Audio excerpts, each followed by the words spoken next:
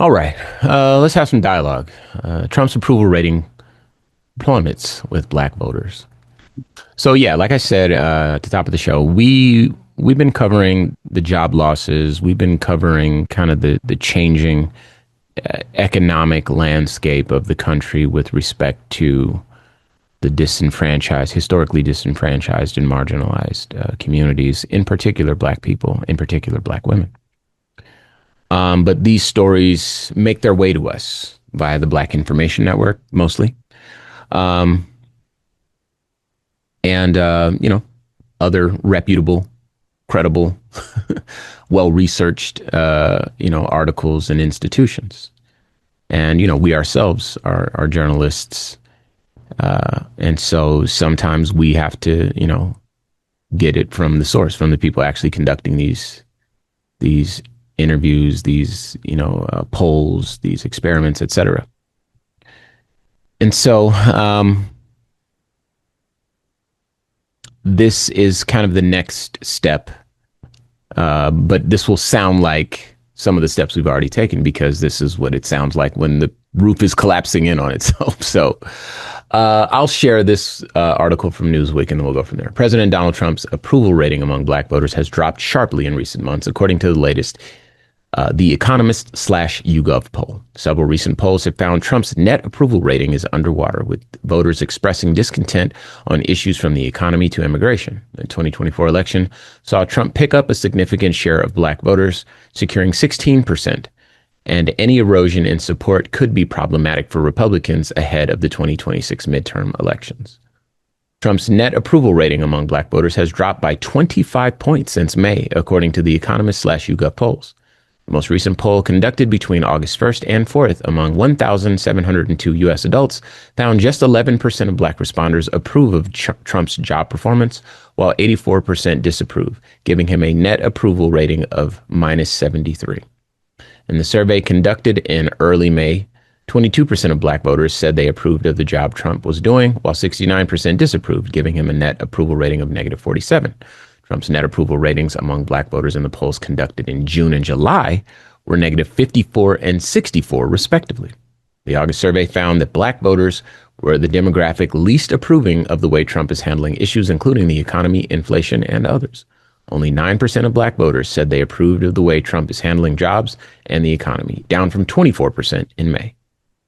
So that's 24% down to 9%.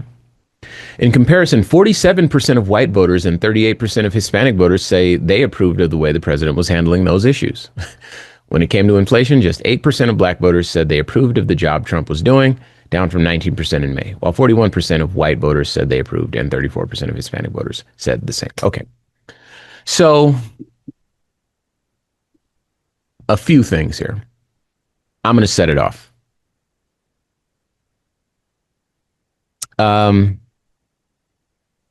A lot of uninformed, underinformed, or misinformed black voters were susceptible to Donald Trump, if I had to guess. The same as any other race. Okay? But this administration is decidedly anti-black. Like, they look for the word black so that they can remove it. They look for the word black so that they can find and create a new enemy out of whoever has espoused the term, right? And women and trans and rights and what inclusivity and all the other terms, right? But a decidedly anti-black administration. So the people that were marginally informed, underinformed, misinformed, whatever, that also happened to be black that ended up voting for Donald Trump, perhaps have found out that, whoa, this guy's doing stuff that is making life actually harder. In terms of our immediate reality, it's making harder, regardless of where you stand on issues. Like, we're talking about approval rating. Let's go back to jobs, the conversation we were having last week and the week before.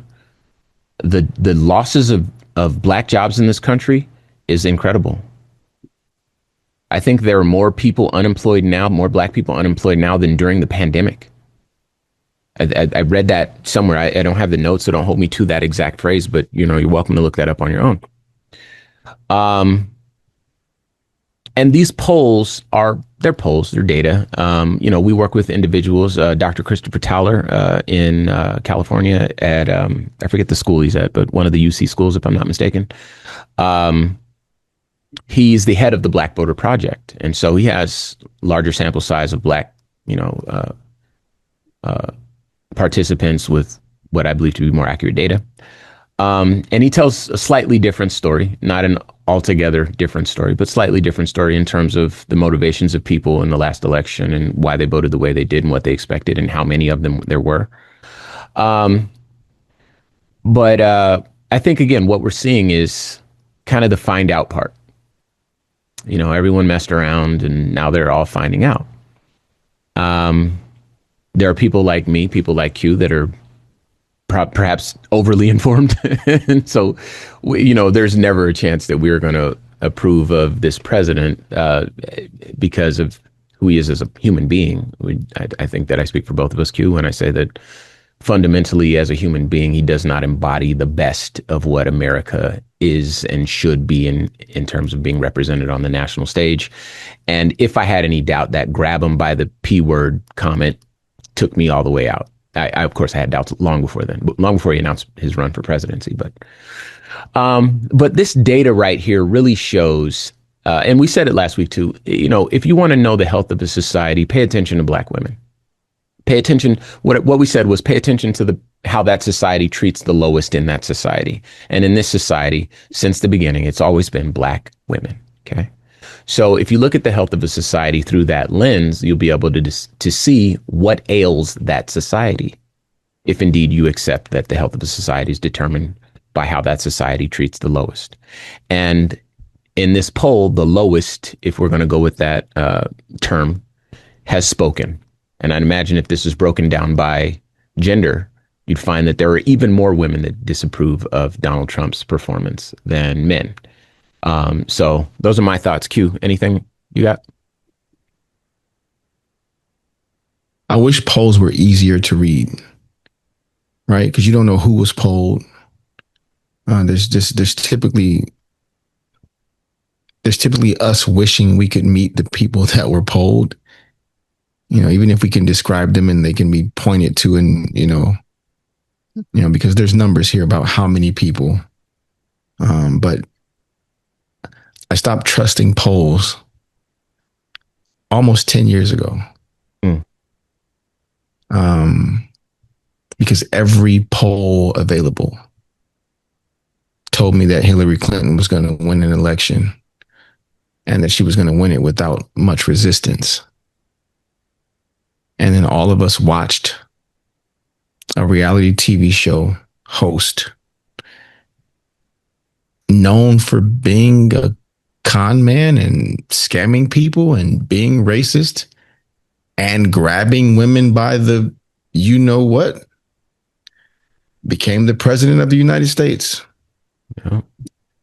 So I want to be encouraged. And I'm sorry for those who are listening, because my brother tries to give us like hopeful, encouraging news. And I'm apologetically not moved by any of it because I don't have a reason to be. Like, I'm watching the same movie as everybody else. I'm watching every scene end with the bad guy winning. So I'm not going to keep thinking, okay, this is going to be the one. Like, we all watched Game of Thrones and kept for months thinking this next episode, the Starks are going to come back. They didn't. And, some good polling, I guess, is better than some bad polling. Yeah. But, on the other side of something good happening, I'll celebrate. On the other side of some good polling while I'm watching the world fall apart, I'm not moved by it. And I'm not trying to be contrarian or pessimistic. I'm just also not trying to let myself get falsely excited about something. There should not have been enough Black voters available for the polling to show that the percentages fail. The guy who hates Black people having Black support is awful. So, welcome home for some of us. But it's hard for things like this to move me. If I may, I've always appreciated that balance, and sometimes you're the optimist too. I just want to make sure that I said that, but I always Don't lie to appreciated the that people. balance. I'm not very often the Not optimist. often, no, that's fair, but sometimes, and that balance I think is important because, where some might call it pessimism, what I see is realism. You know what I mean? Like it's that's fair. You have never been unfair, and I don't think that any of our listeners. I've never heard a comment or anything like that suggesting that. And I think that this formula has been working.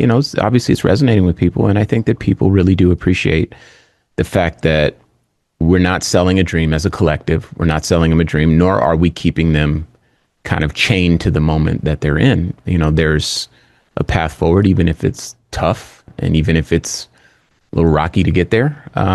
And we also are, often through your lens, taking inventory of our reality. And so I salute you and I love you and I appreciate you. And I know sometimes it gets hard. It gets hard for me, as you know, and as our listeners clearly see.